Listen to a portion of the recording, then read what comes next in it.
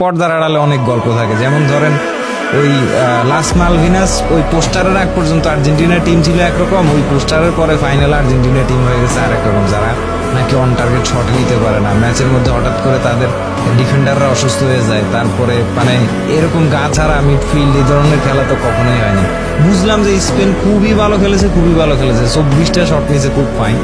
Argentina তো 5টা শটও নিতে পারে। অ্যাটাকিং সাব লাউতারো মার্টিনেজ যে ইংল্যান্ডে হারাইলো, তার আগের ম্যাচে গোল করলো। কোয়ার্টার সেমিতে উজ্জ্বল তারকা, ফাইনালে সাবস্টিটিউশন হয়ে মাঠেই আসে নাই। বুঝতেছেন ব্যাপারটা? মানে অ্যাটাকিং থ্রেড গুলা নিউট্রিলাইজ হয়ে গেছে অনেক আগেই। এবং সাবস্টিটিউশন ধরেন এই যে মন্টিয়েল ভালো খেলতেছিল, কিন্তু তারে সাব করে আবার আরেকটা ডিফেন্সিভ সাব করানো হয়েছে, কিন্তু অ্যাটাকাররা আসতে পারে নাই। আর্জেন্টিনাকে ডিফেন্সিভই খেলতে হয়েছে। কোন মন্ত্রে কি কারণে, তার তো অনেক কথা, অনেক কিছু, অনেক থিওরি এখন আসবে।